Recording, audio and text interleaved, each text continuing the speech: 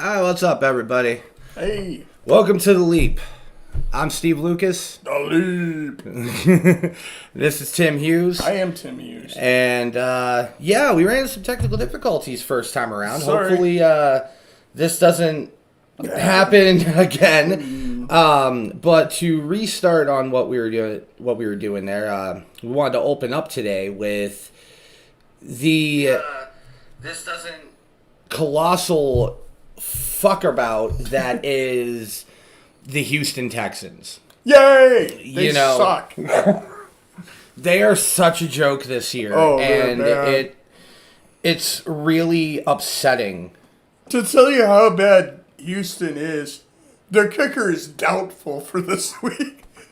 I think that says a lot right there. I mean, yeah, pretty freaking much. Like, it's pretty bad. I just sent you the link to the thing for later. Thanks. So, yeah, we have Deshaun in this whole just clusterfuck. Deshaun Quagmire. Watson. Yeah, Quagmire is a great way to put it. I mean, you have this whole legal thing going on, and then you have... It's just a hot brown mess. Right, like, you have that, you have the freaking management not wanting to start him, but yet they want to hold on to him so they can see how much they can get. They're asking for 3 first-round picks and or more. And they're not going to get that. No. Well, I mean... Who would be that stupid? Well, really? Look at during the offseason there, where the Broncos were willing to give up the farm for him. Yep, exactly. And they didn't take it. You know, like we were talking about before, the fire sale. Take what you can get out of this guy. Because he's already said he doesn't want to play for you. Yep. Clearly, he's got all that legal stuff going on. If there is a team that is willing to give up the farm for this guy, take it. Rebuild. Well, yeah, and I mean, the thing is he may not even play next year. Right. And I mean... like, you're already paying the guy $10 million, and you're probably going to have to pay the guy $10 million anyway, even if you trade him off for some sort of contingency, whatever. Just take what you can get, guys. Like, what... Yeah. Like, what exactly are they looking to accomplish? Like, what is the management looking to accomplish? Because obviously...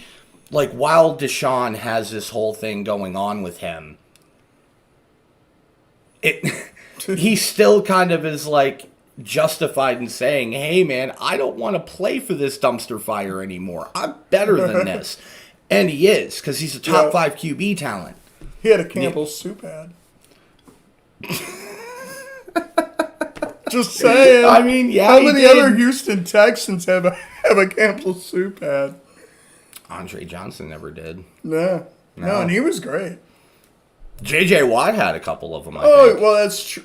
J.J. does, like... J.J., like, when he came to commercials there for a while, he was kind of like Dwayne The Rock Johnson. Oh, yeah. Where, like, he would be in everything. Everything. If they offered him money, he would go and do it. Yeah. But then he, like he just then go and take that money and then donate it to some charity. Oh, yeah. Because, because J.J. Watt is awesome. Like, he's one of the most wholesome people in the entire NFL. Yeah, exactly.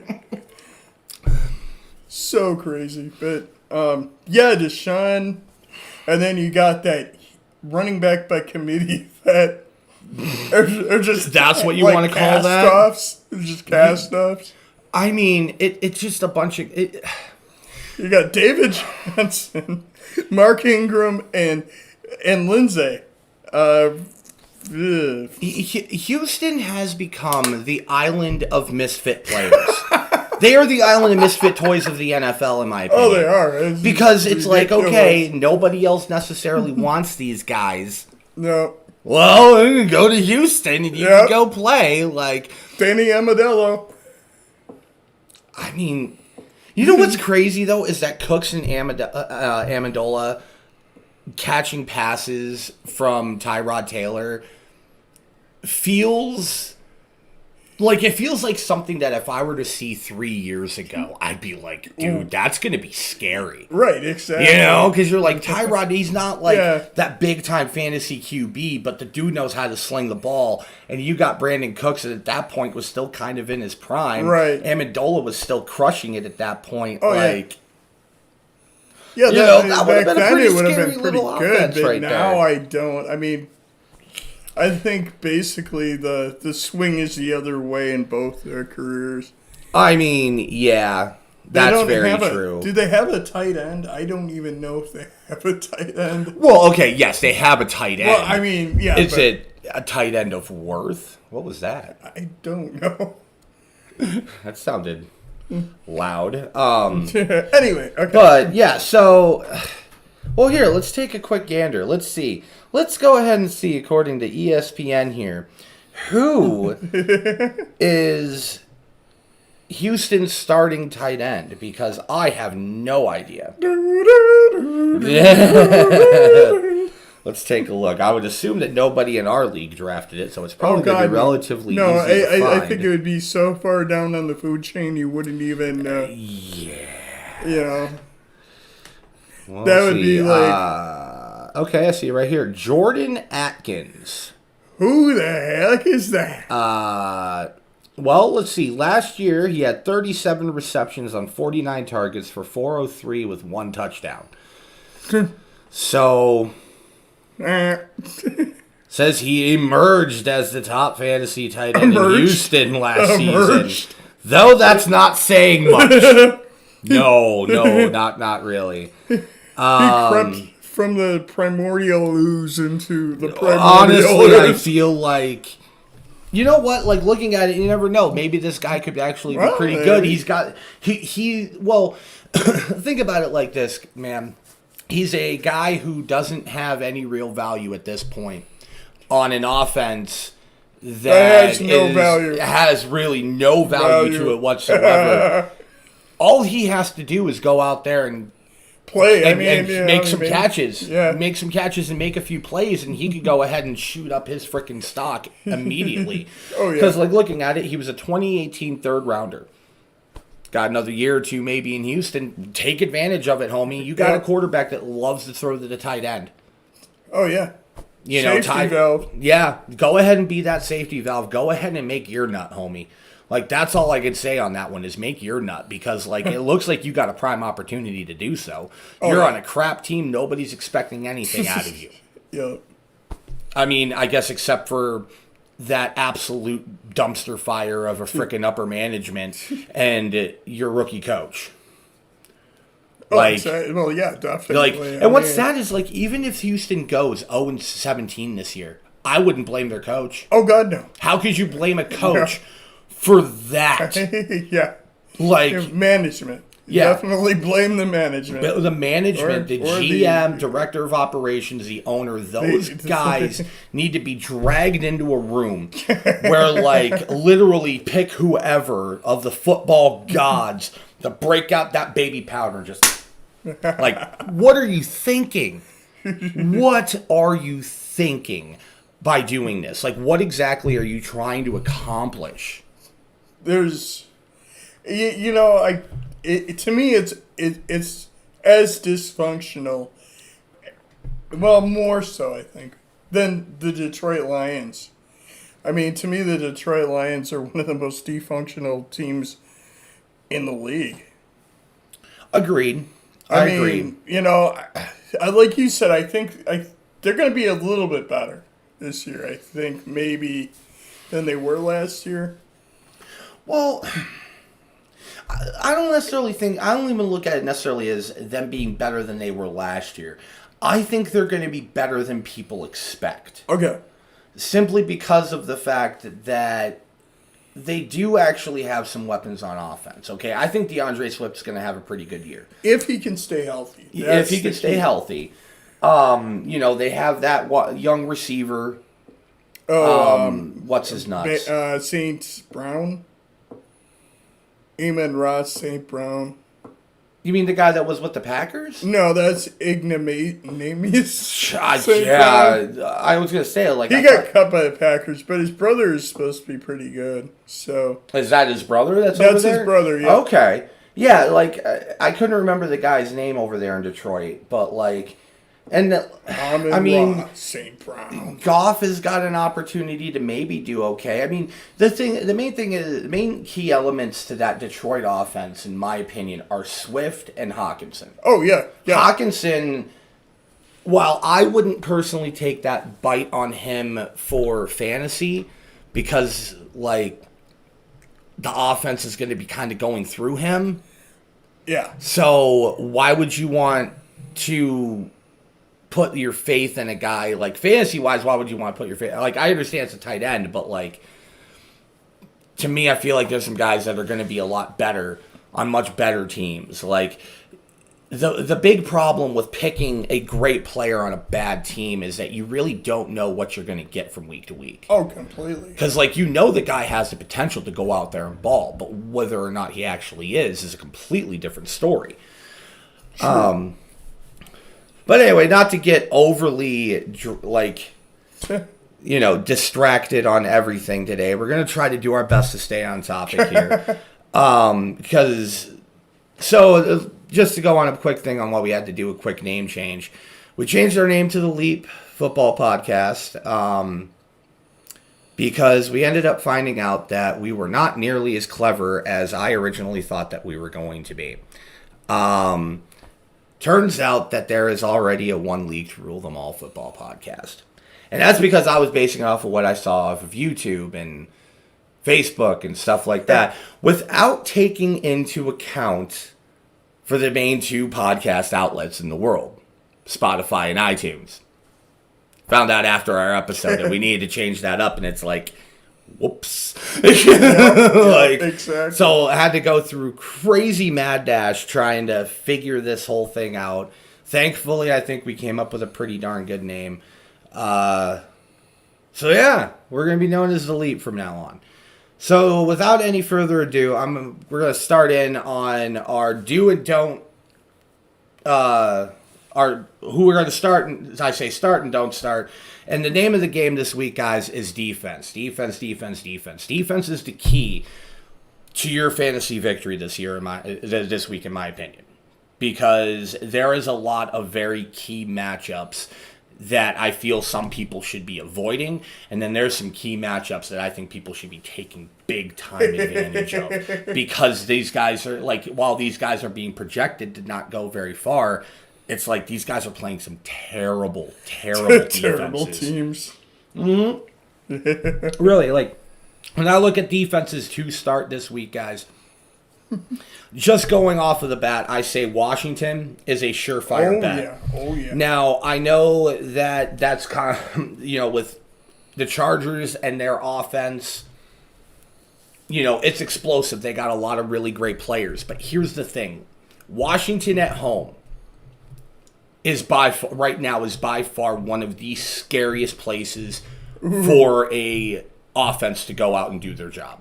And whoever would have, who would have thought that? Not me, that's for sure, because Washington was kind of a joke for a number of years. They're no joke anymore. They're not. Like, their offense needs a couple of pieces. Yeah.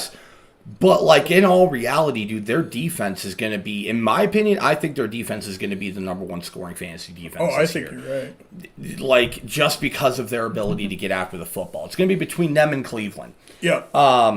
Now, Cleveland is a no start this week, okay? Obviously, they're going to Arrowhead, man. You avoid that. Patty Ma is going to be fucking those guys up. Even though that pass rush and everything, they're probably going to do their best to try to contain.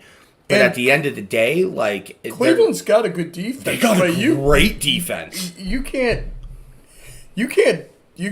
go into Arrowhead and expect to put up huge numbers for defense in your fantasy. Not when you're going against the number one offense in the league. There's no way.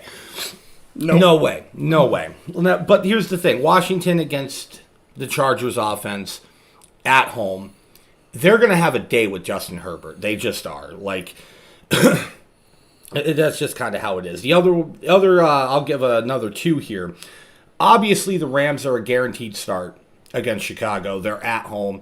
Chicago's got a pretty good offense, but I would not put much faith in them doing a lot of work this week. I don't see it. David Montgomery might do okay.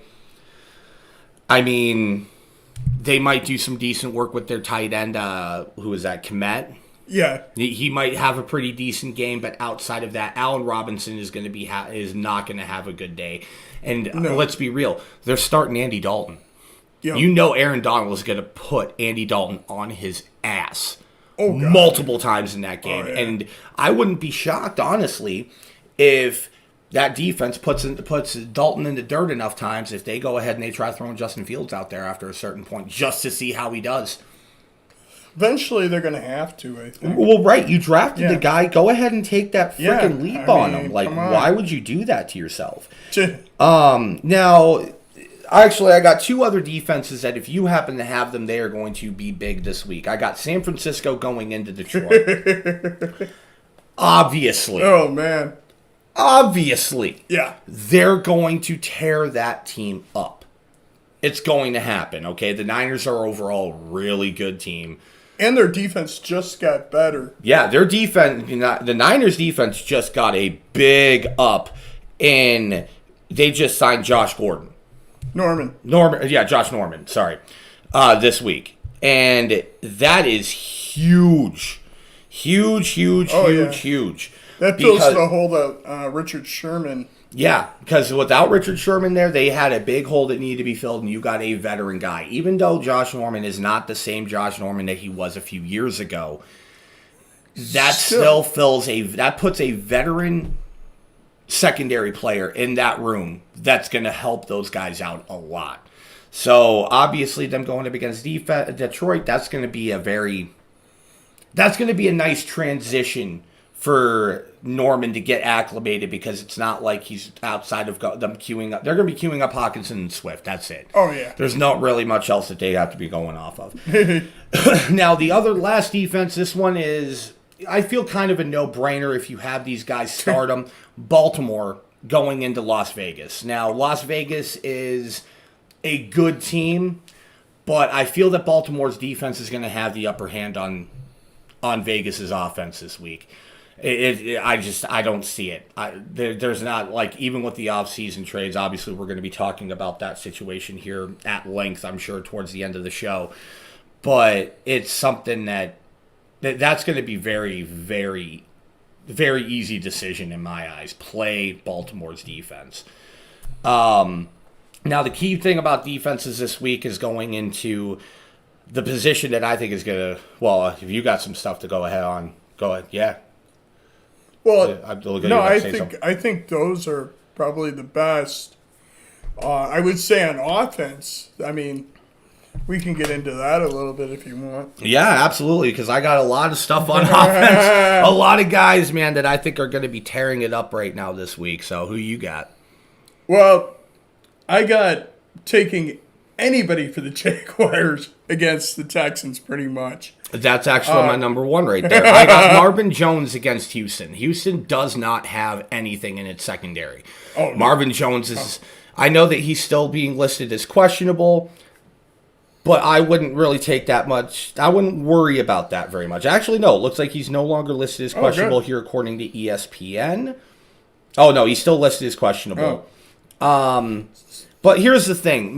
Urban Meyer has already said that he's expecting all of his main-time starters, including Jones, Chark, Chenault, all those guys are expected to be playing this week.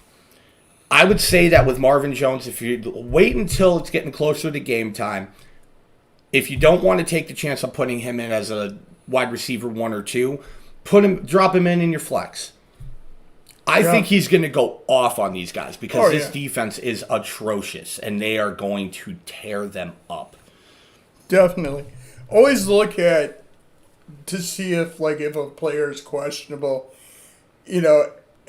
before game time, if they're going to play or not. Yeah, follow that shit right up to the wire. I mean, and he's probably going to be one of those guys that's going to be going up to the wire. Right. But that's the game we're playing here, folks. Yeah. That's I've gotten burned so many times. Yeah. Thinking a guy who's going to start, and then they deactivate him for the game. Well, I think that this one being week 1, it's a it's a risk worth taking in week 1. Oh, yeah. Because let's say they don't play him. Worst case scenario, like I said, you popped him into your flex. You still got your wide receiver 1 and 2 figured out.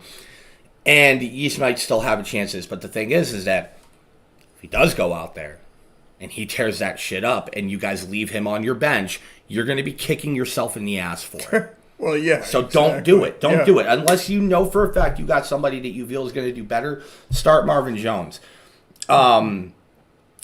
Another guy that I think is going, and this is just going off against terrible defenses. I know everybody's talking about Ayuk for San Francisco, but I don't think it's going to be Ayuk. I think that the big time factor in there is going to be Deebo Samuel.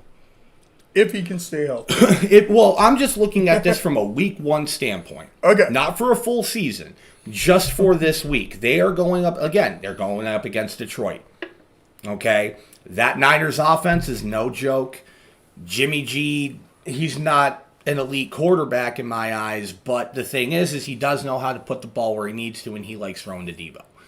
So I would say, and also one of the big things is that Deebo is normally that number 1 guy when they run in those single wide receiver sets.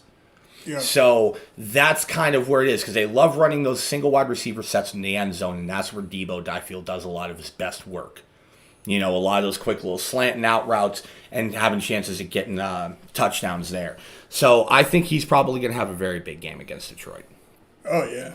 Me personally. Yeah. Another guy I got here is Michael Pittman going up against Seattle. This is kind of a bit of a more dark horse type pick, but I think that Pittman is going to have because Seattle's secondary is not that good anymore. It's no longer the Legion of Boom. Sorry, Seattle fans, but they're not the Legion of Boom anymore, okay? Bobby Wagner is not as good as he used to be. He's good, but he's not as good as he used to be. Well, they got Adams. Great. You got one good secondary player. Who else do they have in that secondary? Nobody. A bunch of rookies and 1-2 year guys that haven't shown anything really yet at this point. No. And I know this is coming from a fat guy who never even went to frickin' play in college, but I'm just looking at it straight up from a fantasy standpoint here, guys. The Legion of Boom is dead. Okay? And if you, their front 7 might still be pretty freaking nasty over there in Seattle, but that secondary is going to screw them over a lot this year. So that's just kind of a thing for me. If you're looking for guys, look for guys that are facing Seattle, because there's a pretty high likelihood they might do some good work. I got one. Okay. The Jets going to Carolina. I think McCaffrey is going to have a huge game. Yeah. I mean, that just goes without saying, but I mean, and the receivers. I mean, I think Robbie Anderson is going to go off in this game. He's another guy that I got going up against that Jets, simply because he's got that chemistry with Darnold. They played for a year there in the Jets, and those two had a damn good year. And it's already been Darnold's already been loving him throughout camp, and they love that connection. So, I feel that the Robbie Anderson had a part to play in bringing Darnold to the Panthers. I could see that. That makes sense. Because, you got your number 1 guy being like, yo, dude, I already got a little something with this dude. We can actually get it going.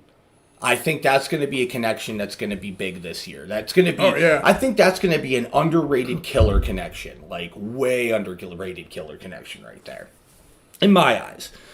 The last receiver that I have that I think is going to absolutely go off this week is going to be Jerry Jeudy against the Giants. They're going into New York. But, again, this is a Giants team that is not as good as they used to be. They do not have that great of a defense. Their secondary is lacking. And I have a feeling that Denver offense is going to be running all over the field. I think it's going to be a bit of a shootout, though, to a degree. Not that I think that Jones is going to be going out there and playing all huck-a-chuck-a football, throwing for 350 yards and 4 TDs, but more like 220 maybe. I could see about 250 and 2 touchdowns with You know, a couple of stumbles and a fumble. You know what I'm saying? Like, and seeing how that is. But I think it's going to be more the matchup of the skill players at that position, because both of those teams, like, while Denver's got a good defense and New York certainly does not, it's going to be a battle of the skill position players. It's going to be a battle of the running backs. It's going to be a battle of the receivers. Yeah. And I think that Judy is going to be the player in that game that is going to be the X factor. I think you're absolutely right. He's got that big playability. He's got that ability to get good separation in the gaps. He knows how to find space in the zone. He runs great routes. Oh, yeah. I mean, he is an amazing route runner. Teddy Bridgewater is very good at finding, routes. Yeah, he's really good at finding guys in transition. Like, I think that's going to be a big part of it. But I think that's where he's going to be. At least wide receiver-wise, I got, Jones, Justin Jefferson against Cincinnati. That's pretty much that's my no-brainer pick. Okay, that's that. If you have him, you start him. Okay, because especially against Cincinnati, like they put all that focus into their offense. What did they have there on defense? Nothing. No, honestly, I'm asking, who do they have on defense? Because I don't fucking know. I don't know either. Okay, mind you, I haven't exactly looked, but, like, I have no idea who that defense has. And, like, especially who they have to stop that receiving core. Because that receiving core is disgusting, and you have a top 3 running back. Oh, yeah. And a damn good offensive line. Like, You've got 2 really good wide receivers. Mm-hmm. I mean... Yup. How do you defend against that? You don't. No, you don't. Well, if you had a good defense, then you can. But like, if you're Cincinnati, it's basically try to slow it down as best as I could. Like, I don't know, like what the personnel they have going. I do diversions. I just jump in front of them and start dancing and booga booga booga. And Kirk Cousins just standing there. Fuck. Touchdown, Jefferson. Get the fuck on the bench. What are you doing here? Like, that would actually be pretty funny, I'm not going to lie. Just run up over next to him being like, you ever had your butthole licked by a man? Do you want to? Just something to totally throw him off. Person, Bobby? Oh my goodness. Like, I feel like that Cincinnati defense is going to be one that is going to allow a lot of points. Oh, yeah. But going into the running backs, still with the whole Cincinnati, like, a lot of it is a lot of the same guys here. I mean, I got James Robinson going up against Houston. He's going to tear them up. Dalvin Cook against Cincinnati, obviously, that's the no-brainer. Oh, yeah, definitely. Mozart against Detroit, that again, no-brainer. Like, these guys do not have strong front sevens. These running backs are going to run all over them. And you know what? This is one of those weeks. This is kind of one of those weeks where, say, if you have a Justin Jefferson and you have a Dalvin Cook, start them both. Oh, yeah. You know what I'm saying? Like, that's just kind of the way that I'm looking at that. Like, you got a Deebo Samuel and a Mozart, or you got a Mozart and an Ayuk, start them both. Start them both. Yep. You got Mozart and a George Kittle, start them both. Like, these defenses are not going to slow these guys down, and they are going to put up a lot of points. So, like, don't worry about that. But not this week. Yeah, the other 2 players that I personally think are going to be big this week, in my opinion. First guy, I think Gus Edwards. As long as he holds on to that number 1 spot. If they I know they're looking to draft for Le'Veon Bell, and I know he's got the number 1 spot, but if they were to go ahead and not draft, but pick up Le'Veon Bell off of waivers, or who was the other one? Devontae Freeman. So both of them are free agents and going into Baltimore. They just Baltimore just, if I'm not mistaken, yesterday signed Le'Veon Bell to their practice squad. What I saw yesterday is that they were looking to sign him to the practice squad. I didn't see anything that was concrete. I'd have to take another look. You could definitely be right on that one. But, like, I think Gus Edwards against Las Vegas is going to have a big game, personally. I know that Las Vegas has done a lot to add to that defense. Oh yeah, yeah. They're getting better. They're getting there. A lot slower than I ever expected them to be. But I think that with that offense... Oh, he is actually doing it? Yeah. Okay. So, and that's not saying that you guys should all be trying to scoop up Le'Veon Bell. I saw some of that shit. Some people saying, well, you should maybe scoop up Le'Veon if he shows up on an offense that he can do well. Last what? So he scenario. can do like what he did with the Chiefs? Oh, and yeah. Sat on their bench and was a very, very, very situational player. When I heard that, I was just like, I'm not signing him. No way. No. And also, it's like, okay, I guess one of the big parts about it that people are talking about is that he's still only 29 years old. He still has a few years left in his potential quote-unquote prime. But what has he done outside of maybe 2-3 years? He hasn't done anything since he's been in Pittsburgh. No. Ever since that whole thing in Pittsburgh started, if he would have stayed in Pittsburgh, could you imagine? Like, This is kind of one of those things, not to go completely off topic before we go back here, but like, and this is as somebody who grew up in PA, okay? I grew up in the tripod, all right, where there was Steelers fans, Browns fans, and Bills fans.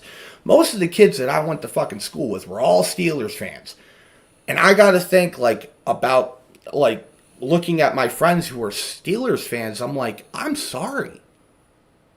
I'm sorry that this happened to you. Like, you guys had one of the best QB, wide receiver one, and running back one trios, potentially in the history of the NFL. Never did a damn thing with it. Oh, no. Because your two skill position players decided to get a big head. Like, that's literally what it was. Like, Antonio Brown, he got too big of a head. Yep. Le'Veon Bell, way too big of a head. Oh, yeah. And then what have those guys done? Okay, now mind you, I'll admit, Antonio Brown, it's kind of crazy because I never expected this. I figured that Le'Veon would have been the guy that would have went somewhere and, like, continued to do something. But, like, in reality, Antonio's the one who really did it. Like, they both each got a Super Bowl ring out of it. But, like, Antonio actually, in my eyes, earned that said Super Bowl ring. Because he was out there catching passes from Tom Brady and being part of the team. Whereas Le'Veon Bell went out there for a few plays. Yeah. And kind of, like, in my eyes, I felt like he kind of coasted himself to a ring. I kind of forgot he was even on that team. Yeah, to be quite honest. He was the last running back, if I'm not mistaken, of that Chiefs room. Wow. Yeah. Crazy, isn't it? Yeah. Like, that's insanity. Yep. No, you're right. Like, to think of 5 years ago and then looking at that now, it's like, really, man? Like, I feel bad for the Steelers. Like, I'm not a Steelers fan, but, like, I feel bad for the Steelers organization. I feel really bad for the fans because it's like, dude, you guys have been so boned by that recently. Oh, yeah. And it's like, it's just kind of sad to see. Going into quarterbacks here, though, the must-start quarterbacks. I got Josh Allen, obviously, going up against Pittsburgh. I hate to say it.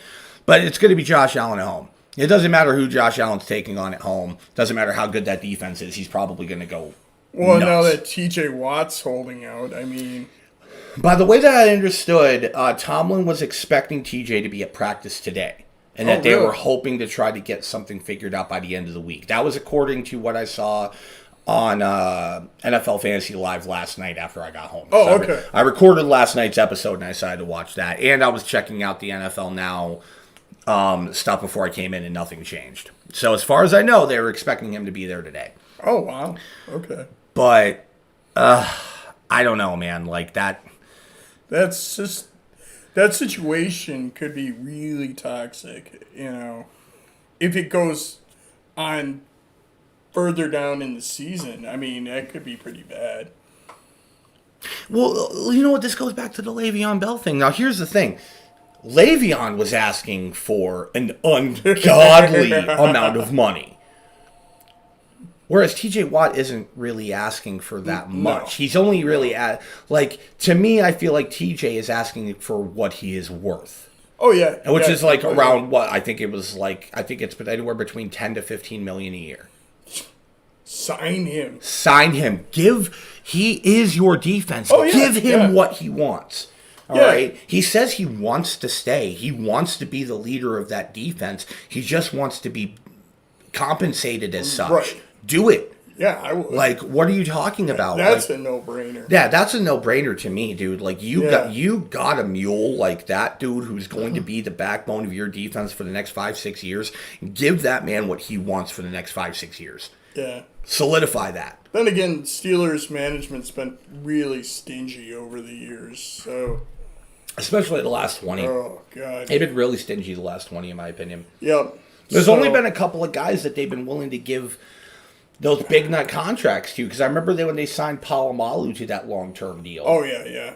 That was smart. And then, like, the way they've handled Roethlisberger. Right. You know, like, Roethlisberger's done all right. I mean, he's only played for them.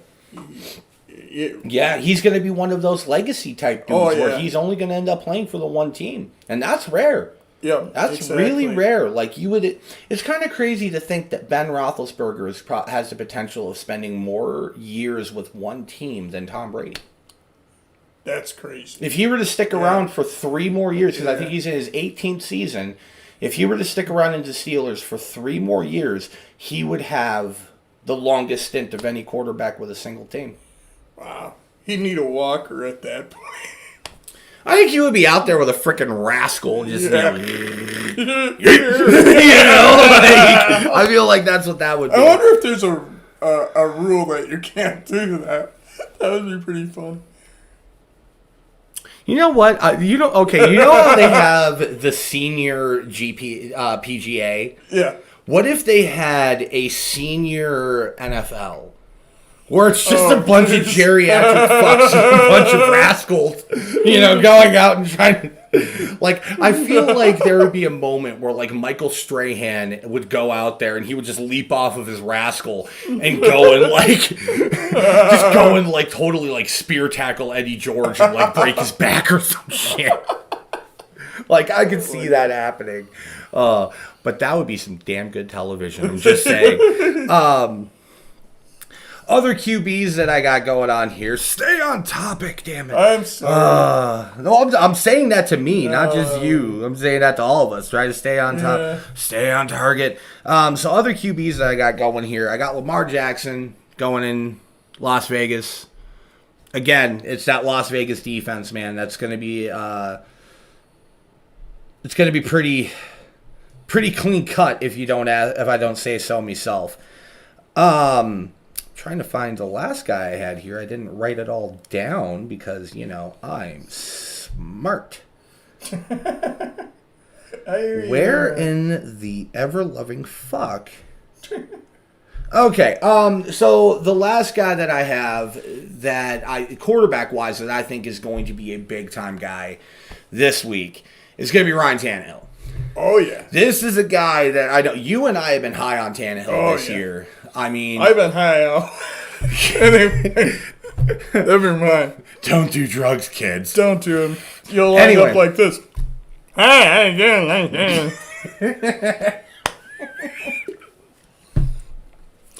oh, my goodness. Wait, like some rocks up? You're going to a drug test. Oh, yeah? What kind of drugs are we testing? Exactly. Anyway.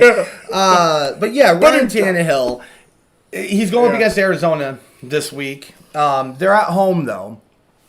Arizona's defense is definitely no joke. But here, the thing is about it is Ryan Tannehill has been phenomenal at home since he's gone to the Titans. I think he's been phenomenal in general. I think he's been phenomenal since he's been in Tennessee. I know so many people have been like so up and down on him. I see a lot of these fancy guys that are like, this whole thing with Tannehill's kind of a fluke. Look at who he has around him. And it's like, well, of course the guy's going to do good. We've got A.J. Brown and Derrick Henry and blah, blah, blah, blah, blah, blah, blah. Then I look at my conversation about Tom Brady and I'm like, yeah. You guys, these are the same people who are calling Tom Brady to GOAT when he's had the offenses and the defenses that he's had. Yeah. You know, anyway. That's hypocritical. Well, of course it's hypocritical, but they're going to sit there and be like, oh, but Brady's the GOAT, deal with it. And it's like, okay, that's fine. Yeah. But when Ryan Tannehill and that offense are fighting for a freaking spot in the Super Bowl this year, and Tannehill, after throwing 40 touchdowns and over 4,000 yards again, I don't want to hear any of these people being like, oh, it's all because he has a great team. It's like, come on. Dude, like he has been consistently better every single year that he has been in Tennessee. Every single year he's gotten better. What did he have when he was with the Dolphins? He had nobody. No offensive line, barely a running back core, barely a receiving core. They had a decent defense. That was about it. That was really about it. They had a decent defense. And, he had no offensive line now. No. He was running for his freaking life. Yep. It doesn't matter who it is. If you don't have an offensive line, you can't get rid of the football. It's kind of hard to judge, a quarterback if he has nobody to throw to. I mean... Right. Like, I remember when he was with the Dolphins, and I remember I was pretty high on him at this point. People didn't understand why they signed him to a long-term deal after finishing 7-9. And I'm like, did you see what he did? What team he had around him?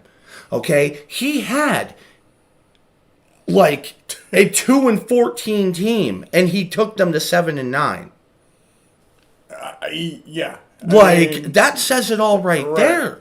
He took a garbage team, and he made them better. See, and now the Titans are the opposite because they were willing to give him the tools to actually become successful. Well, I mean, they kind of already had it because at that point they had, when he first stepped in, they just got Derrick Henry. They still had Murray, right, and he was still playing very well. They still had I just had his name on the tip of my tongue. Yep, Delaney Walker. Like, they had weapons there for him. Right. And, obviously Delaney Walker is no longer playing. Obviously Murray's no longer playing. He had those guys at the end of their career. Right. But him and frickin' Henry have just been, they've been two peas in a pod. And then they have A.J. Brown, who's just like, And now they have frickin' Julio. They got frickin' Julio over there. Like, he has an amazing trio of weapons to throw to and give the ball to, and it's like, how could anybody not be sold on this guy? I get it. Is he Patrick Mahomes or Josh Allen or Aaron Rodgers, or even though we were just talking about even Tom Brady? No, but is this guy going to get you 4,000 yards and 40 touchdowns this year? Oh yeah. Yes. Okay. Is this guy going to be a top 5 fantasy QB? Yes. Okay. In a PPR league I'm in, somebody took Patrick Mahomes in the second round. I took Tannehill in the 8th or 9th round. Because, Mahomes is going to be great, but in a PPR league, going in second round, I was just like, didn't see the logic in that. I would have waited till the 3rd or 4th round. Honestly, same though. Like I realized I could get I could get good quarterbacks later on. So, you give up, maybe 10 touchdowns, but you also gain more on the opposite side with the running backs and the wide receivers. So, I think it all works out. Right. Well, to stay on topic here. Oh, sorry. No, you're good. You gotta keep saying quarterbacks. No, I was going to say the quarterbacks. Like, there was Ryan Tannehill at the end. I was going to say the moving on to probably the most difficult position to figure out in any good fantasy league is the flex. I got a couple of guys here that I think, if you're going to be rocking around in your flex, are probably going to be really good. First guy I see right now is Robert Woods. Oh, yeah. The guy, he's not a projected wide receiver 1. He's the wide receiver 1 on their team. Right. But, like, he's more like 8 or 9, probably. He's like in the teens. I've been seeing teens in the 20. Really? Yeah, him and Cup. So what I would say, though, is I feel like Robert Woods or Cooper Kupp, you got one of those guys. Those guys are going to be guys that are going to do you solid this week in the flex. Now, that's going up against a good Bears defense. But again, I think with them they're in SoFi, man. They are opening up SoFi, and if you think that team, you think that the Rams are going to go ahead and okay. Gosh, I'm thinking about this because I look at it with Matthew Stafford being like, do you think that the Rams are about to do like what Detroit did when they opened up Ford Field? They're going to open up SoFi and just get stomped on? Nope. I don't think so. No. Okay, this isn't the Detroit Lions. No. Yeah, they have a long time, probably future Hall of Fame Lion and Matthew Stafford at their QB position, but they're not going to lose this game. No, I don't and think so. I think that Woods is going to be catching a lot of targets. And maybe running, because he has run for touchdowns before. I had him last year, and he got me, I think, at least 2 touchdowns rushing. So, yeah. I think that's going to be a pretty decent one there. Now, taking a look at some of these other guys here. Another guy. Now, this is more of a situational pick, okay? Because I don't expect many people, unless they were either one incredibly desperate or two do not know how to do fantasy research. I think Odell Beckham's going to be a solid flex option this week, even though they're going up against Kansas City. Now, Brown's skill position players, in my eyes, this week are a no-brainer. Simply because of the fact that, well, the Chiefs don't exactly have a top 10 defense right now. They have some good players, but they're not a top 10 defense. Oh, no. I don't even know if they're like a top 15 defense. I don't know. They're not that great. They're going to allow a lot of points. And here's the thing. When it comes to Odell, I get it. Odell's coming off of another injury. We got anywhere from 6 to 12 weeks, and that's me being entirely very optimistic about it, of play from Odell before he goes down again. Oh, yeah. So what I would suggest is, because you know that he's going to be pining for the ball from frickin' Mayfield, throw him in. Throw him in until he goes down. Because I hate to say it, it's going to happen. He's going to go down again. Oh, yeah. He hasn't finished a full season since he's been in Cleveland. Oh, completely. It hasn't even come close.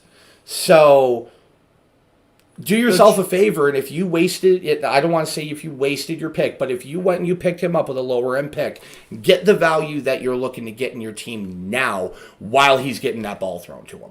Oh, completely. Plain and simple. That makes sense, definitely. Yeah, because you don't know how long this guy's going to last. You don't. Nobody does. Nope. You know, I'm pretty sure that even the Browns coaching staff is kind of like, well, I guess it's a good thing we still got Jarvis Landry and Njoku and Austin Hooper and our ridiculously good running back core.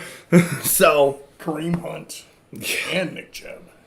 Yeah, Nick Chubb is going to be a freaking monster in this game. Like, I have him starting in our league, and I can't wait to see what he does. I think he's going to be really good. He's going to have a good year. I think he's going to have a damn good year. Another guy that I think is going to be this is my surefire flex option, okay? This is going to be, I have a feeling he's going to tear this up, is going to be DJ Moore. Carolina going up against the Jets. Jets are coming in. He is going to stomp on these guys. Oh, yeah. Now, that's me looking at it. If you have any Carolina receiver that's not sitting in your starting lineup and you're trying to figure it out. So if you got Robbie Anderson, you got DJ Moore kicking it on your bench right now, put them in your flex. Because if you have not already, or if you don't already have them in one of your spots, because they are going to have a big... Yeah, that Jets defense is awful. Swiss cheese, baby. Swiss cheese, dude, are you kidding me? It's literally an open barn door. You can just waltz right in. Or you can just walk in there like it's fucking IKEA, grabbing some meatballs, just being like, oh, this is pretty nice. Oh, hey, look, touchdown. Like, that's how this is going to be with those guys this week. Sorry, not sorry, but that's just kind of the way she goes. Like, that he is going to tear them up. Like, tearing them up. It's, oh my gosh. Like, all I can say is I'm glad I'm not playing against any Carolina Panthers this week. Same. Yeah. Same, though. Now, going on the other side, when it comes to that Jets team, another guy that I think is going to be a solid flex option is going to be Corey Davis. He's a clear-cut, surefire number one receiver there in New York right now. And him and Zach Wilson have already developed quite the rapport by the looks of it. And I know that Carolina's defense is definitely going to be doing a heck of a lot better than what the Jets defense is going to be doing. But that's not to say that, that Jets team isn't going to be getting points. And in my eyes, it's going to be going through Corey Davis. And Carolina's defense isn't that great. They're okay, but I wouldn't say that they're that good, really. Right, they're terrible. Yeah. Hold on here. Sorry, I had a no problem. message here.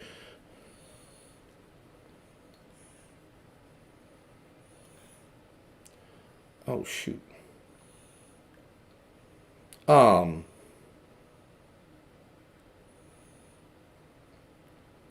So, yeah, so that's how I got this going with the flex. So, yeah, Corey Davis, I think he's going to do a really good job. Sorry to distraction there, folks. Just, had the missus messaging me. Yeah, so, those are going to be some surefire guys for that flex. See, what else did we have going on here? Oh, some tight ends. I got a couple of tight ends here that I think will probably destroy some people this week. One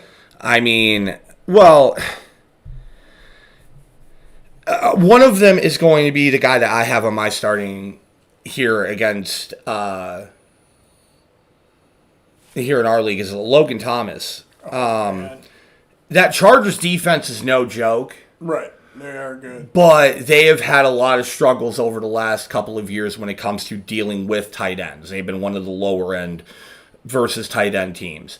So I think he's going to end up tearing them up. I think that's where I think that the Washington offense is going to be going through Logan Thomas and Antonio Gibson. Now, obviously, Antonio Gibson is going to be a surefire start.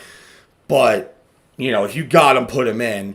I got him in too. Right, don't be dumb. Put him in. It's going to be okay. But, I feel like Logan Thomas is going to have a big week one. Oh, yeah. Even though he's going up against the top 10 defense, they're one of the lower ends when it comes to tight ends. That's going to be surefire in my eyes. Tight end to avoid, TJ Hawkinson. I know everybody's sold on him. But San Francisco is going to tear Detroit apart. And Hawkinson, really, honestly, Hawkinson and Swift are going to be the only two guys they're going to go after. Right. They're the only two guys that can really make plays for you. So, I wouldn't. Me either. What do we got? Cephas? What's up? Isn't Cephas a wide receiver for Detroit? Played for UW Wisconsin Badgers. Okay. Yeah. Another surefire tight end that I see here. I see two that I think are probably going to have really big games. One, I think, is just because he's straight up a beast. The other one, I wouldn't throw too much stock into it. Mark Andrews going up against Vegas. Vegas has done a really terrible job against tight ends, too.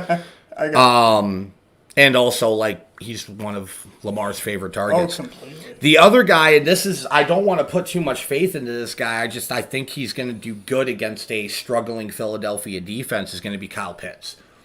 Week one, you know that Matt Ryan is going to try to give him the ball as much as humanly possible. Oh, completely.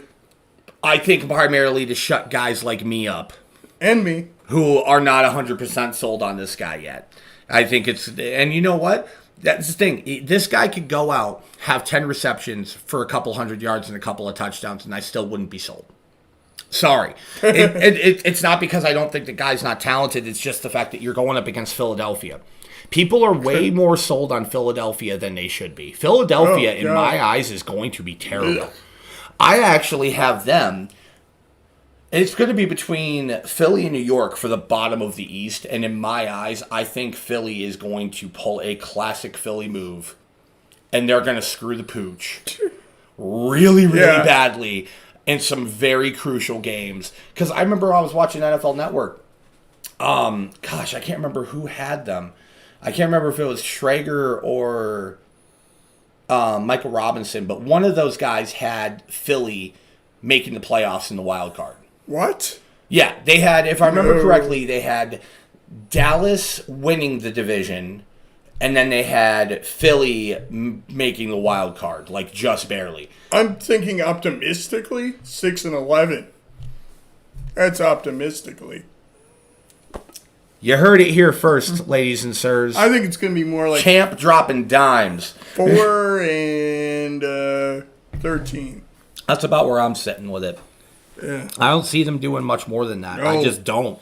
I mean, they got Rhaegar, which sounds like some sort of sci-fi alien or something. I don't know. Well, Rhaegar. I don't know, man. Like, I don't see it. Like, yeah. I don't see what the whole thing is. Like, Jalen Hurts is in my eyes at this point, he's shown that he's a serviceable quarterback.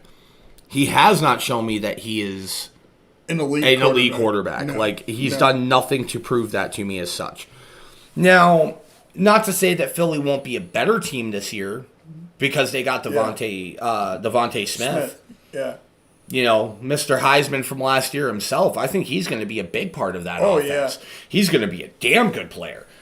But is it going to be enough to really do that? I don't see it. It depends on if Miles Sanders plays better than he did last year, because Miles Sanders did not really do that much last year. People are putting way too much faith in Miles Sanders, and I don't get it.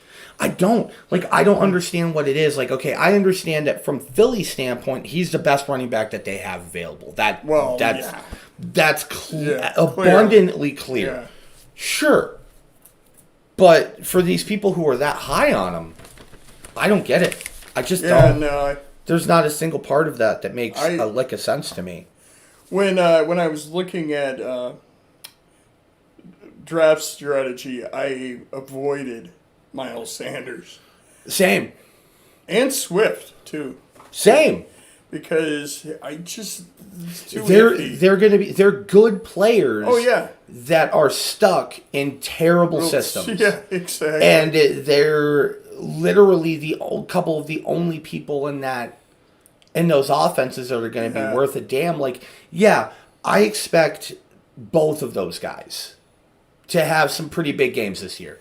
Oh, they will. But they're not going to be big games against good teams. No, it will be against garbage teams. Like, I'm sorry, but Miles Sanders is not going to walk into Dallas and be able to have a 100-yard rushing game or any type of touchdown rushing game against Micah Parsons and Van Der Esch. It's not going to happen. Okay? That is not going to happen. Or the Buccaneers. Or the Buccaneers, or Washington. There is no way this guy's going to be able to walk out against these top-end defenses and do a flying fuck bit of anything.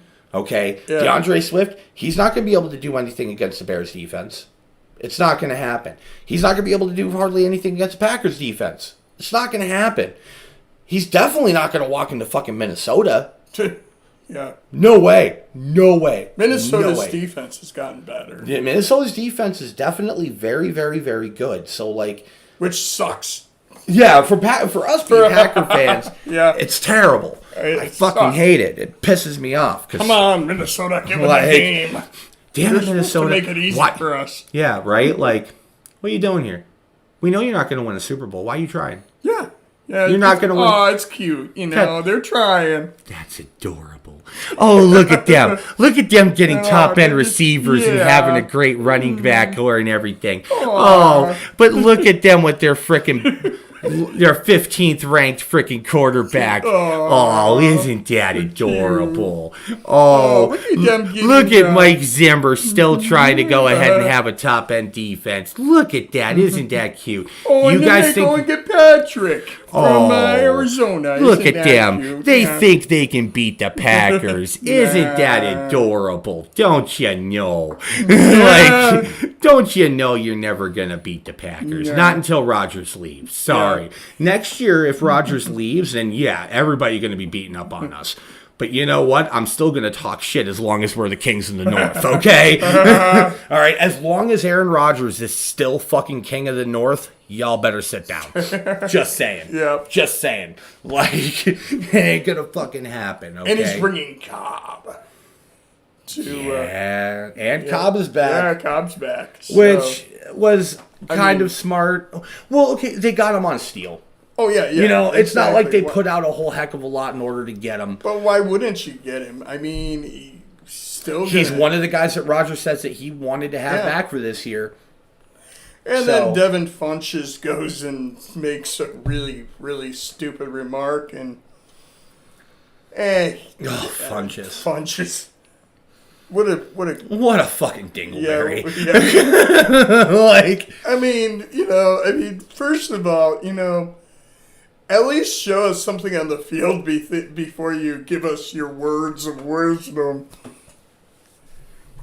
Can confirm. Yeah, I agree. Funchess is, he's a joke. Sorry. Oh, yeah. For all you Funchess fans, I'm sorry. Yeah, all four of you. Like, all four of them that definitely do not watch our podcast. I very highly doubt it. I'm pretty sure out of our average 5 viewers, I'm pretty sure that not a single one of them is a Funchess fan. If Funchess was a cartoon character, he'd be Casper the Ghost. Because he disappears for, like, huge amounts of time. Oh my gosh, that's fantastic.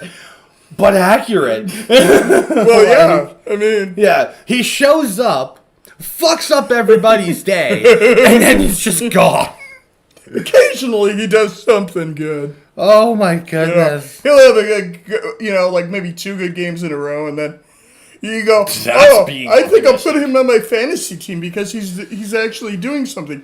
And then he'll go and disappear for like 3-4 weeks. And you're like, well, that was a complete waste of time.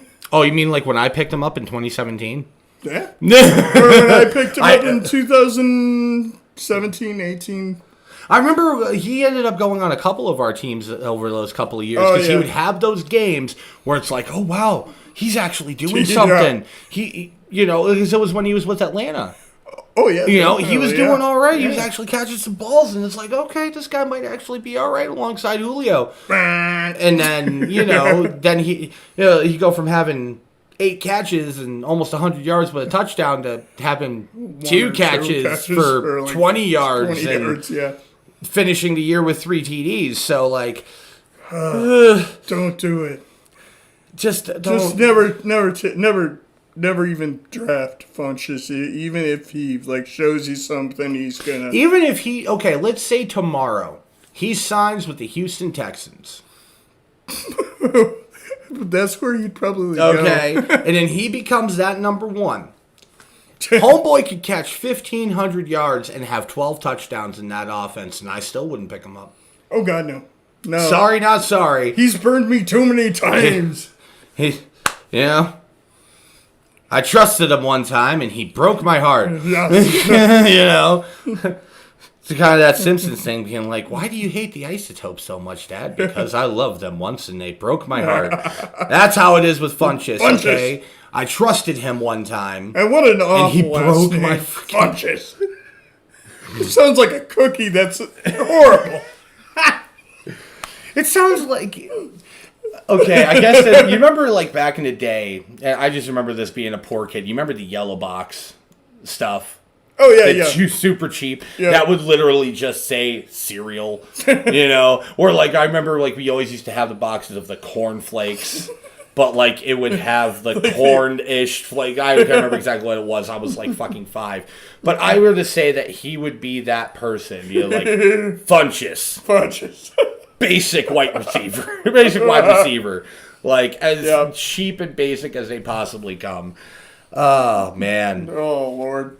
Just what are we talking about? I mean, well, we went through our picks and stuff. We're closing out the first hour on some funny shit. Yeah. But I figure go ahead and bring it into the topic of the day.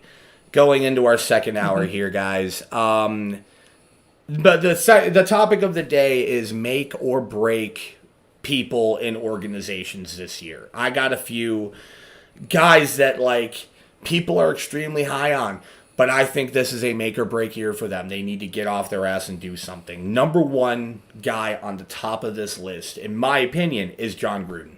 Oh yeah.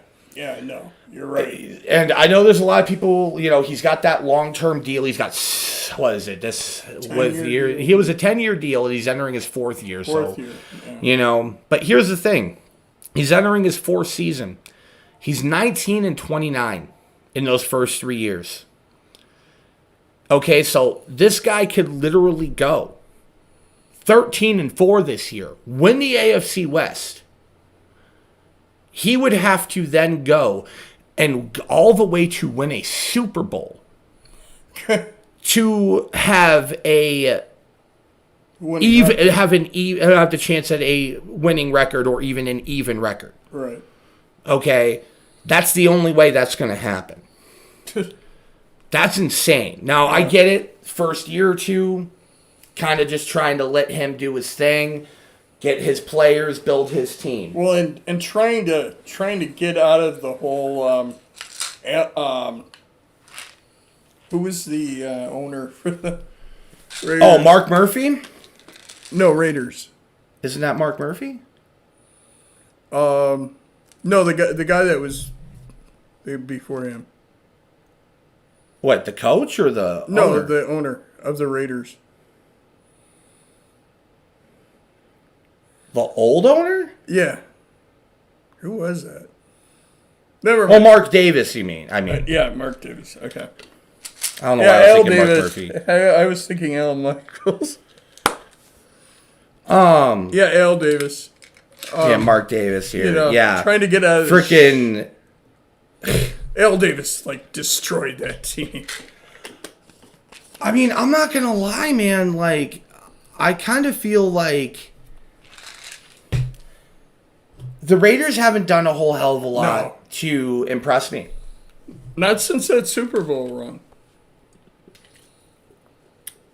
That's the last time I think they were even remotely relevant. Well, you see, here's the thing when it comes to Gruden, man. I feel like he is in the hot seat. This is a make or break year. Dude has to have a great year. Like, the thing is it's like, okay, you have done a horrendous job in retaining players. Okay, you literally traded away Khalil Mack for a bag of magic beans and a fucking bus pass. Okay, you literally traded Khalil Mack for a fucking day-old deep dish pizza and a ride on the L. All right, that's what you fucking traded him for. You guys got almost nothing of worth in that trade. What, like Josh Jacobs was about it, wasn't he? Or? Well, I don't even know if Josh Jacobs was even part of the picks was part from that picks. But, like, you guys, like, they traded away their best player and got nothing out of it. They have barely won. The only achievement that I could say that John Gruden has at this point is the fact that he is one of two quarterbacks. Well, he's got one of two quarterbacks that has beaten Patrick Mahomes. Wow. On a consistent basis. That's pretty crazy. Derek Carr has proven that he can beat Patrick Mahomes. But that's the big part about it, is it's like you're still going with Derek Carr as your QB. Like, you could have a better quarterback. They could have easily have drafted their QB of the future. Well, especially when you look in that first year. who are they?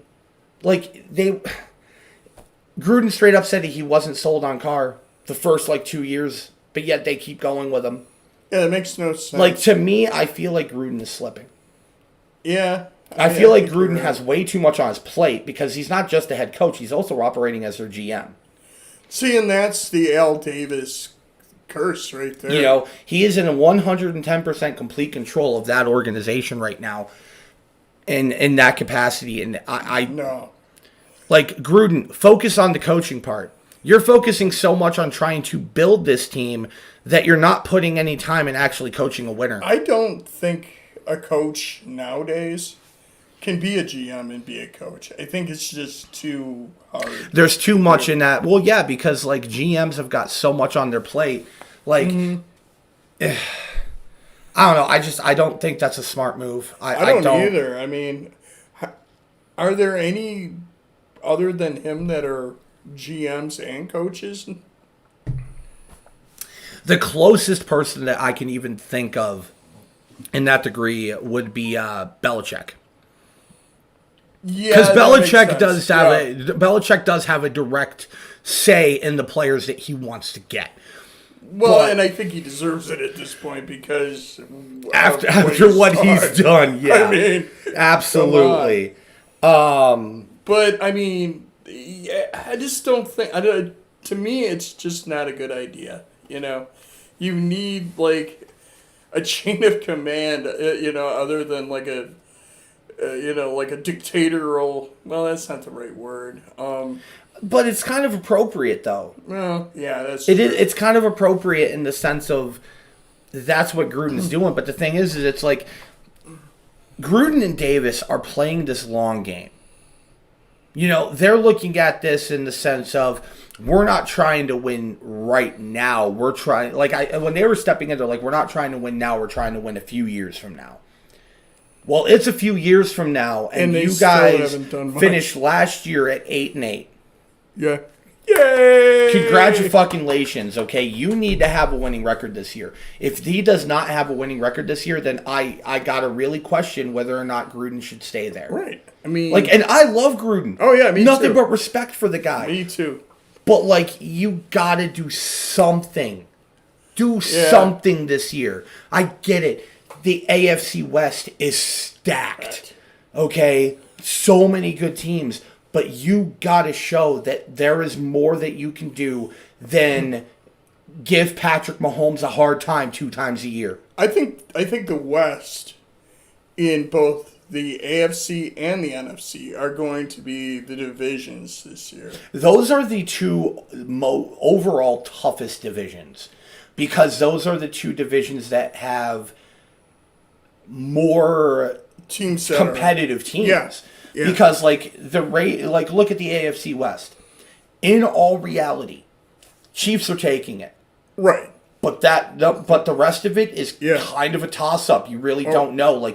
Chargers. I feel that the way I'm looking at it is I think it's going to be Chiefs, Chargers, Broncos, and then Raiders down there at the bottom.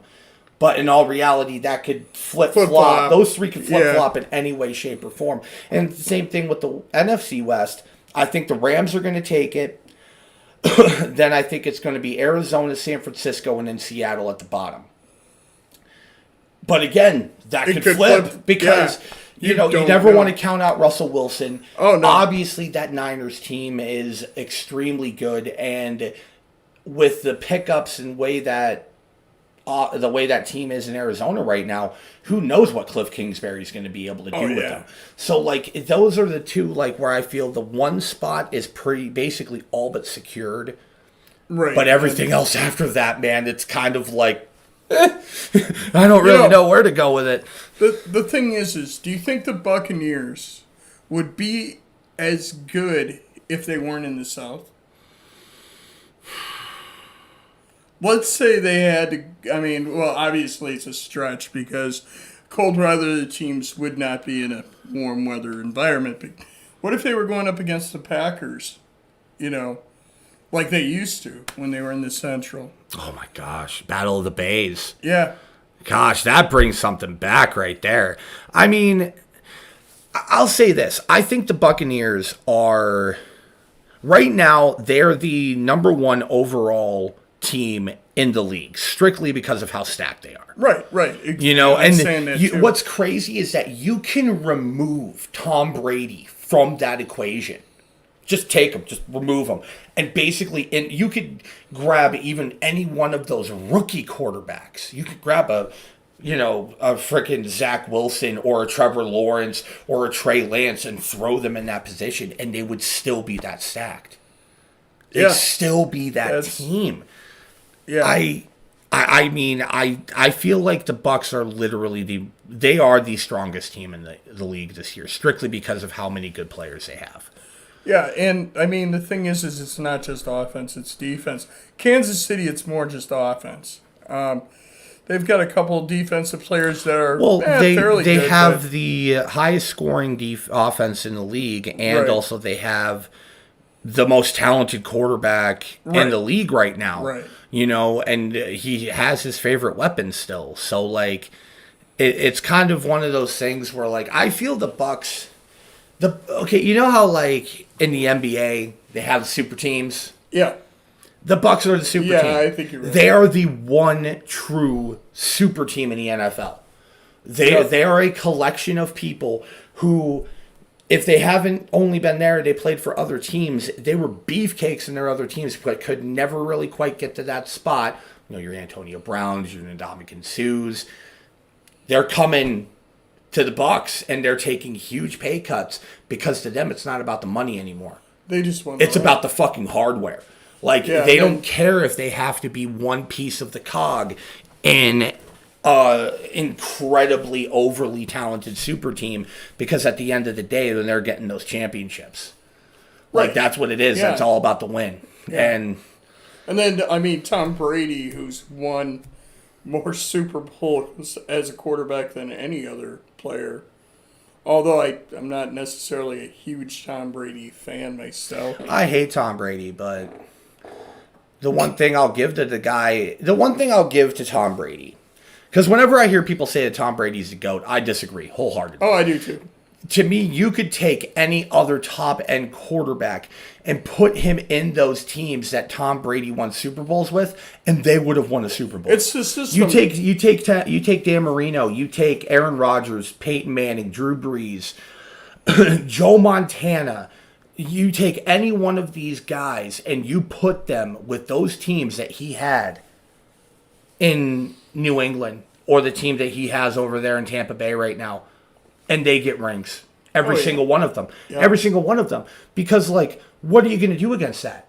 What are you going to do? Like, the one thing I'll give Tom Brady about it is that he is... If Tom Brady is the greatest at anything, and it's definitely not playing quarterback, in my opinion, sorry, not sorry, it is being a player organizer. Yeah. Like, he is a great strategist. He knows how to bring people over to be like, yo, dude, we got a contender over here. I'll throw you a portion of my contract, and if you're willing to take a little less money than what you're making over there, you could come over here and get a ring. And he's been doing that for years. He did it in New England. And like, because that was the thing that Belichick was trying to do with them. And Robert Kraft are like, hey, listen, we only got a certain amount of cap. We're willing to make sure you get paid, but it's not going to be what you feel you're worth. But you got a chance of winning a title. Remember when Brett Favre was trying to get Randy Moss in Green Bay and management wouldn't allow it? And then he goes to New England, and what happens? Championship.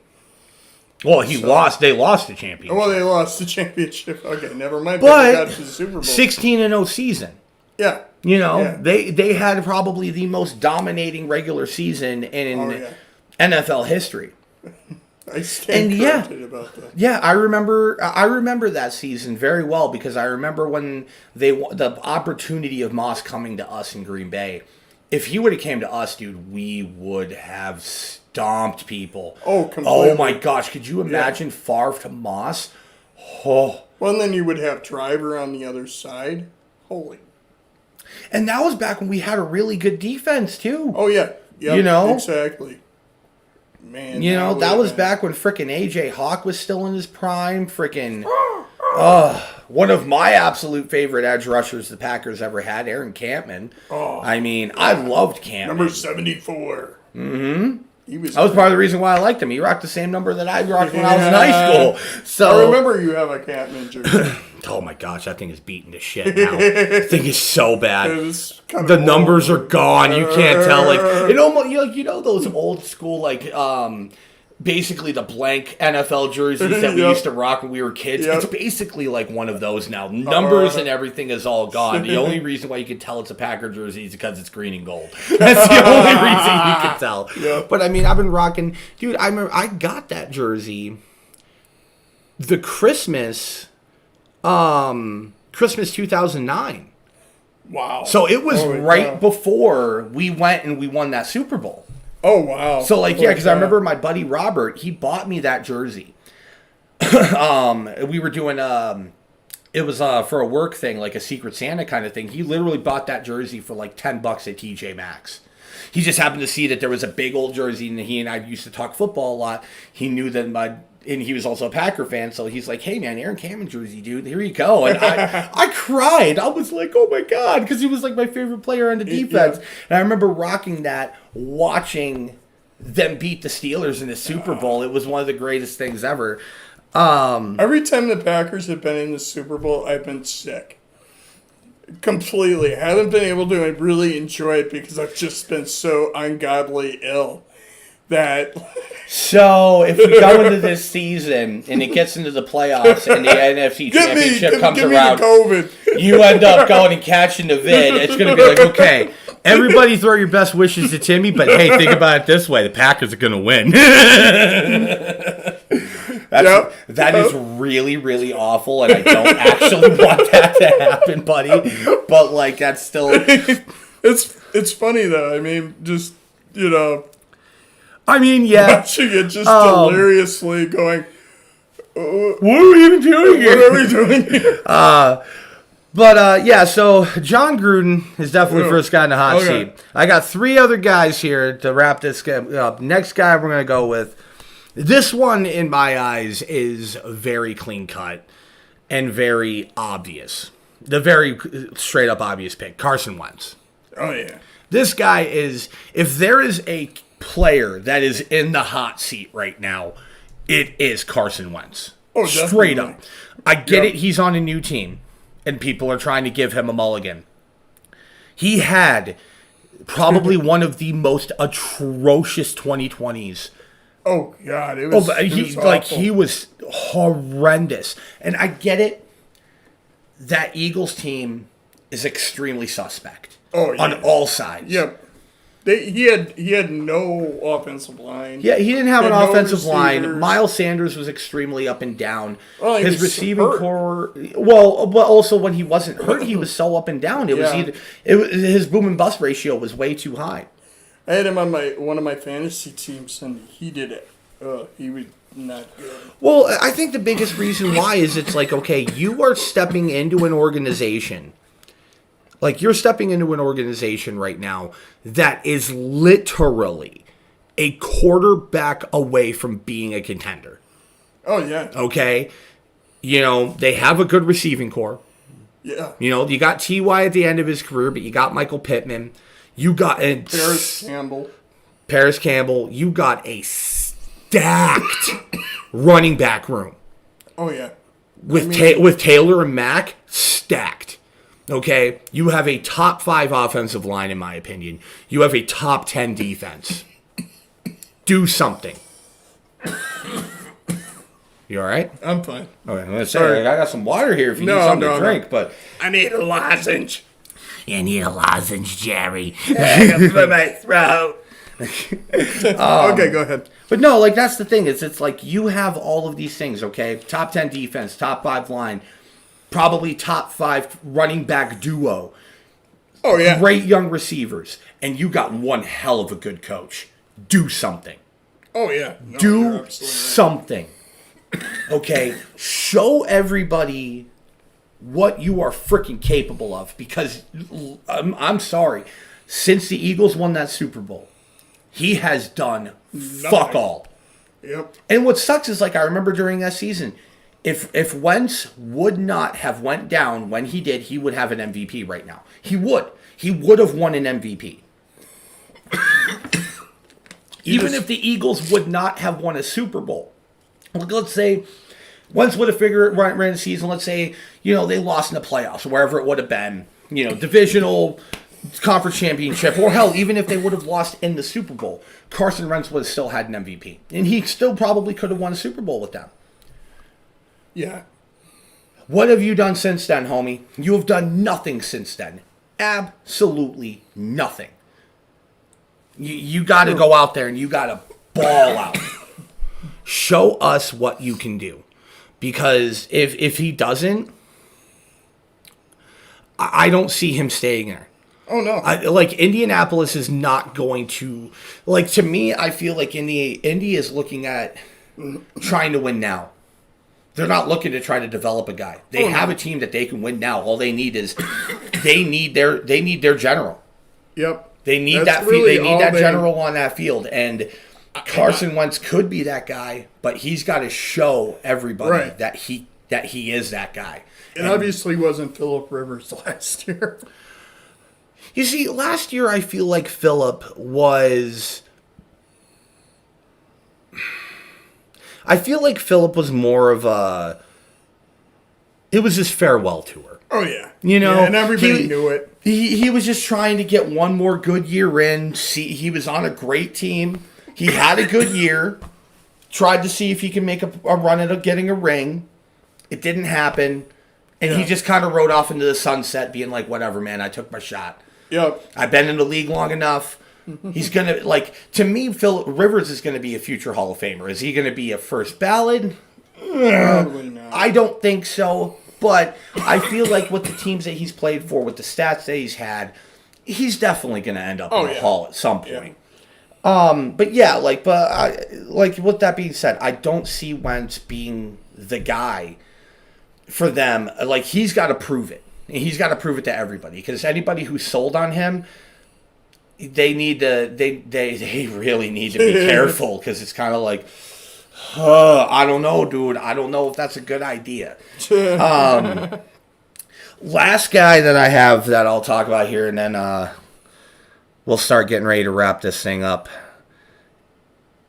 And this is a guy that is going to shock a lot of people. But to me, the one dude that is a make or break guy is Zeke. I mean, when I look at this dude's stats, I know you and I were talking about it last night, man. Here's a couple of interesting stats for all of you Zeke fans. Zeke only has 2 seasons in his entire career where he has double-digit touchdowns, and that is rushing and receiving combined. Wow. Okay? 2 seasons. That's crazy. And both of those seasons were early on in his career. Yeah, his rookie year he was he was fantastic. Yeah. His rookie year was his best year. And he only has 1 season, where he's rushed where his yards per carry average has been above 5, and that again was his rookie year. He had a 5.1. Wow.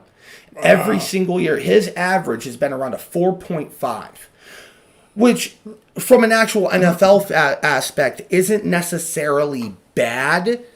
But here's the thing about it: he's getting anywhere from 300 to 400 touches a year. And you don't have double-digit touchdowns. 2 double-digit touchdowns when you're averaging 300 to 400 touches a year, and you don't have a 5-yard average?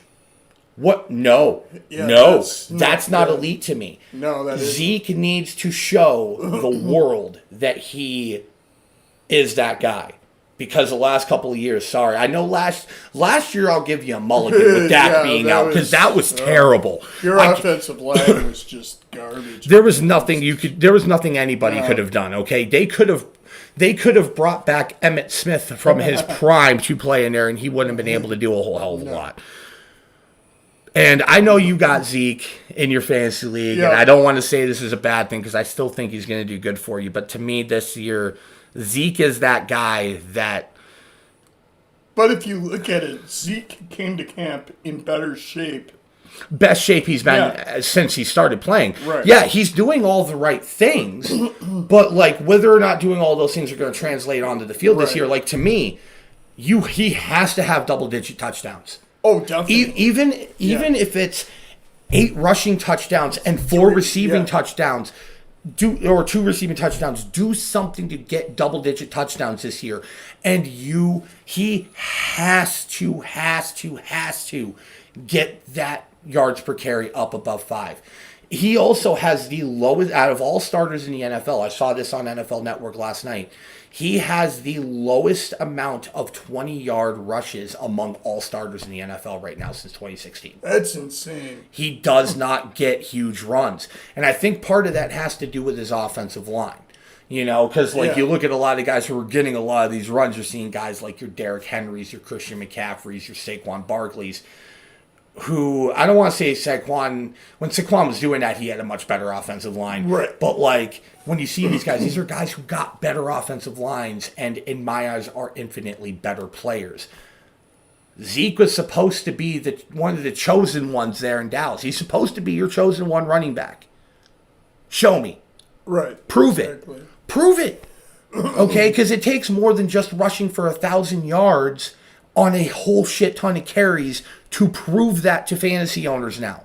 Right, because, I mean, if you have 300, carries, if you have 300 yards, you have 300 carries, you're only getting 1,000 yards. You're not getting it done nowadays in my book. 3.5 yards per carry, roughly. Right.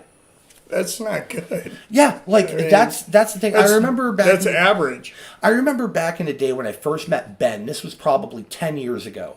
He and I were talking about fantasy with a couple of other guys working at the call center. And I told him how I was not sold on Ryan Grant. And he's like, that's stupid. He's had, his last 3 years, he's had over 1,000 rushing yards. And I'm like, yeah, how many carries? He's like, anywhere from 250 to 300. And I'm like, and that's elite to you? He's like, well, he has over 1,000 rushing yards. I'm like, no. I don't care how many. 1,000 rushing yards for a starting running back in the NFL, that's standard. In my eyes, yeah. That's standard. If you are a starting running back and you are getting over 200 touches in an offense, you better be getting 1,000 yards rushing. Well, you should probably get like 1,500, well, because that's where those top-end guys are going. You got guys like Derrick Henry and Christian McCaffrey getting 1,500 yards a year average. Oh, yeah. Seeing a guy who's breaking 1,000 yards to me is not impressive anymore. It's just not. It's like, great, you've shown that you are you're good, but to me, 1,000, that's average. Yeah. If you're getting if you're a starting running back and you get under 1,000 yards in a year off of 16 to 17 games, sorry, you are not elite. You are average at best. Well, yeah, that totally makes sense. That's just how it is. Zeke rushed for, last year again, can't really hold that to him, but if I were to bring this up here, let me look at this here for Zeke. Pull back up the, oh gosh, the phone being a little goofy. Thank you to the one viewer here. I know beforehand we're going to go, at the end here, we're going to go through a little bit of logistical shit for everybody going forward. Let me bring up Zeke here. Wait a minute, I did that terribly. I should be looking up his overall. I should be looking at this on Google, not through the thing here. Here we go. Okay, so here's the way I'm looking at it. Stop it, phone. Stop it. Okay, so last year, he had 244 attempts, and he had 979 yards. 4-yard average. 6 touchdowns. Okay? 2019 was one of his only two seasons with double-digit touchdowns. He had 300 touches, 301 for 1,357 yards. So good. Yeah. Good. 4.5-yard average and 12 touchdowns. Okay? Now, here's the thing about it. Here's the kicker. This is what I want to see out of him this year. Oh, yeah. I want to see that 2016 Dak back in form. All right? He had 322 touches for 1,631 yards. Beefcake. 5.1 average, so your average for fantasy that you should be focusing on, and 15 rushing touchdowns. Wow. That is Zeke that I want to see, okay? Because, I look at it, 2018, 300 touches for 1,434 yards, 4.7 average, but he only had 6 touchdowns. You need to, it's pretty sad that your rookie numbers, okay, going with that McConaughey, those are rookie numbers, man. You got to bring them numbers up. You need to bring them numbers back up to your rookie numbers, homie, because everything after that just ain't fucking cutting it no more, all right? It's not cutting it no more. You need to go out there, Zeke, and you need to get fucking fed, and you need to go, all right? You need to leap. You need to take that leap, and you need to step into that next fucking level because everybody's loving it up on you, and you're not giving them anything. I want to see, I hate the Cowboys, but I want to see Zeke be a top 5 rusher. Oh, again. I do too. He has it. He has all that. I want to see him be that guy. He's that guy I want to see take that leap. Because if he's not, then to me, if I'm Jerry Jones and I'm Mike McCarthy, why are you keeping around a guy that literally is going to sustain mediocrity for you? Oh, right. Exactly. No, you don't need that. You don't need that. You need players that are going to up their game, maybe not every year, but every couple of years at least. I mean, well, I could understand having with last year. Last year, I give him the biggest of fucking mulligans. I do, simply because of the fact that Dak went down in week 5. If Dak wouldn't have went down in week 5, that Cowboys team would have been would have had a chance of possibly going for a ship. That being said, their offensive line was still pretty bad at that point. I mean, but Dak was tearing it up. Their receiving core was doing good. Oh yeah, and in those first 4 games, Zeke was doing really well. Oh yeah. Because he had Dak there. But once Dak went out, it kind of that's another thing that shows that makes me show people that when you're elite. Last year, I gave you that mulligan. It was a lot of stuff that everybody had to adjust for. But at the end of the honestly, Zeke, you should have been putting that team on your back. Oh yeah. Yeah. You should have been stepping up as that leader and putting that team on your back and carrying them as far as you could possibly take them. Yes, were you guys going to make a playoff run without Dak? No. But could you have won more games? Oh, yeah. And been more competitive? Yeah. Yes. Well, absolutely. I think also is the fact that because the Cowboys were constantly so far behind, they had to pass more and more every game. Well, I think that had to attribute to their defense because their defense had a lot of holes. Yeah, their defense. Because outside of last year, let's see here, outside of Lawrence, Van Der Esch, and Diggs, who did they have? They didn't have anybody. They didn't have anybody. No. You have one good guy on your line, you have one good linebacker, and you had one good dude in your secondary. That was it. You didn't have anything else. Case in point, that Falcons game. Ooh. That Falcons game was dirt. That was dirt. Oh, that was disgusting. That was gross to watch. Yeah, that was. It was just. I had to take a shower afterwards. I was just so dirty. But yeah, last guy I'll stay here going off of Zeke. One guy that I think that just this is a strictly fantasy point. These last guys are just guys that I think that they're make or break year. It just kind of wrapping this up. Last little piece of fantasy advice: if you got Clyde Edwards-Helaire, drop him. I'm dead serious. I'm looking at his stats here, and I see people are sold on this guy, and I just don't see it. Last year, 2020, I get it. It was his rookie year. But here's the thing. Only 2 games with over 100 yards rushing. Only 2 games with only 50 yards rushing. 50 yards receiving. And he only had 5 double-digit games in standard scoring in 2020. 5. And the number 1 offense in the league. And how many touchdowns do you have? 4. 4. 4 rushing, and then I think it was 2 receiving touchdowns. Still, that's not that good. Is not good for a guy who's supposed to be the number 1. Now I get it. This is a guy that I do not see. It's kind of a make and break thing for me on him because it's simple. You're in the number 1 offense in the league.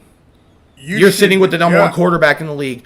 you should be getting plenty of touches. Like, but the big part of it is it's like he's not going to be getting a heck of a lot of touches because you know who's getting those touches. Well, Tyreek and Kelsey. Yeah, exactly. Those two are going to be getting those touches from. It's a little bit crowded. It's a pretty crowded offense, but like this is one of those things where Edwards-Helaire needs to shell out if he's going to do anything, in my opinion. Like, he just needs to. There's nothing. There's nothing that he showed me from last year that makes me say, this guy deserves that level of hype. Right. It just doesn't. Nah.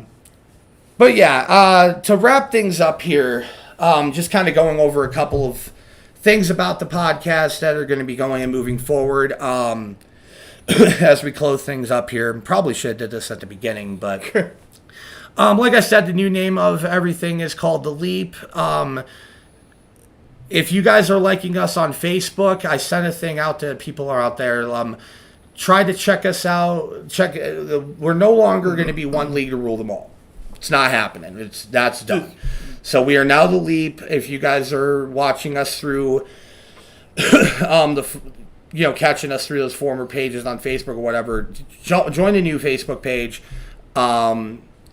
YouTube, I have not been able to fully change over. Well, we have the new YouTube page for The Leap. However, here on Twitch, we are still ranked, labeled as one league to rule them all, strictly because Twitch will not. I have to wait like a month or two in order to change it up. Yeah, and in order to do that through Streamlabs, that means I would possibly have to pay again. I am not about to pay for another month of freaking Streamlabs and starting that process all over again. We'll just, in the next couple of months, all of our stuff is going to be under the same banner. I know that people are going to be looking at it and thinking, it's strictly because of the fact that unless you guys want to pay for me to start this new stuff and have all that stuff going, pay us. Seriously, give me money. We're going to have to wait a couple of months. So. Give me the scratch. But we're giving still you the matches. But we're going to, as far as I know here, hopefully within the next couple of months, that portion of our marketing will all be under the same banner. We're also going to be, hopefully here in the next 2 weeks, I figure that's going to be the goal, is having it to where we'll be able to go on the Spotify and iTunes, so then that way you guys can actually have this as an actual podcast for through them. We're working on it, Like I said, every week we're trying to get better. This week, the goal is to try to have this be an actual fantasy show and not have us just randomly talking about random stuff and try to have a format. So, but yeah, with that being said, be sure to hit us up, The Leap on Facebook, YouTube, TikTok, Twitch, soon to be coming to Spotify and iTunes here in the next couple of weeks. And also here pretty soon, in the next couple of weeks, I'm hoping that I'm going to probably get us some coffee cups that we can have for that. And then we'll have the sign up here. We'll have looks better here, hopefully, next couple of weeks. And looks like a third world prison right here. Yeah, we're waiting for the guard to come in to give us that cock meat sandwich like it's Guantanamo up in this bitch. For your Harold and Kumar fans out there. But yeah, be sure to check us out on all of our social medias, guys. If you guys, I see a lot of guys who are liking on one. If you guys can please throw a like on the other ones. Throw those shares out there. Yeah. Send this to anybody that you know that is a fantasy guy that wants to start checking out some new good fantasy content. Or even your enemies. Yeah. Yeah, send us to somebody that you know is a new fantasy player that needs some help, that refuses to listen to anything any of you guys say. Maybe we can go ahead and smack them up a little bit and be like, yo, you who drafted Patrick Mahomes first overall and has no running backs. This one's for you. But with that being said, guys, thank you to everybody who joined us here today, and we will catch you guys next week.